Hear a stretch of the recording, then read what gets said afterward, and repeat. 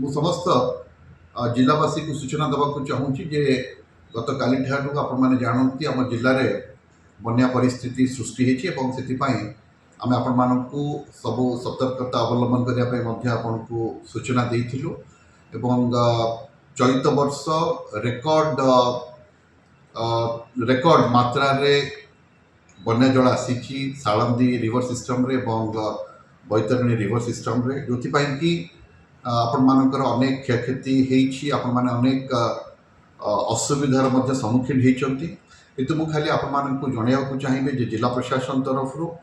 वर्तमान सुधा आम पखापाखि 200 माने 2,45,000 101 जन को आम आइडेंटिफाई करूँ जो मैंने क्षतिग्रस्त होती से 261टी पंचायत एवं 261टी गाँ एवं 61टी पंचायत अधिवासी आम वर्तमान सुधा आज सका माने आज 29 तारीख सका 12टा सुधा दिन 12टा सुधा पखापाखि 6,036 जन को आम इवाकुएट करूँ 51टी सेंटर रे फ्री किचन व्यवस्था करा एवं अनेक रास्ता आपने जानते अनेक रास्ता रे कट ऑफ हो जाए अनेक गाँ गुड़िक जो मैंने माने से मैरून हो जाती तेणु से जो मैंने मैरून होती भंडारी पोखरी पंचायत भंडारी पोखरी ब्लॉक पखापाखि 5टी पंचायत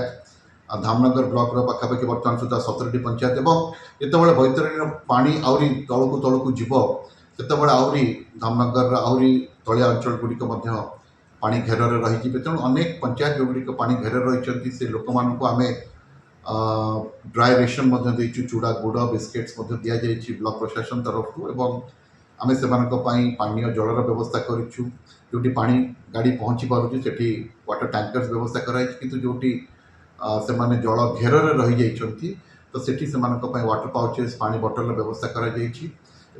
एतिकी नुह लोक रंधा खाद्यर व्यवस्था कराई मु समस्त जनप्रतिनिधि स्पेशली जो मैंने पीआरए मेंबर्स मैंने अच्छा जो सक्रिय सहयोग रही है साधुवाद दूचे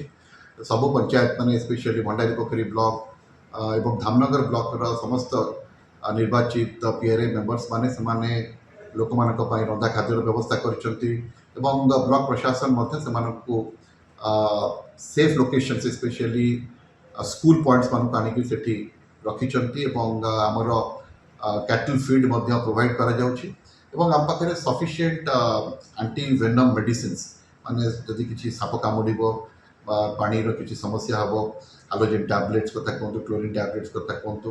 एवं डिसइनफेक्टेंट्स व्यवहार करा पानीर विशोधन करा जाउछि RWCS टीम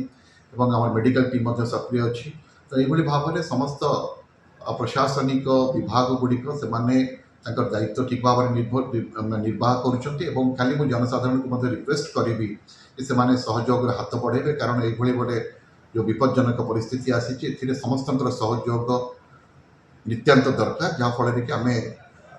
जो आसु समाधान तार कर लोक जो समस्या सृष्टि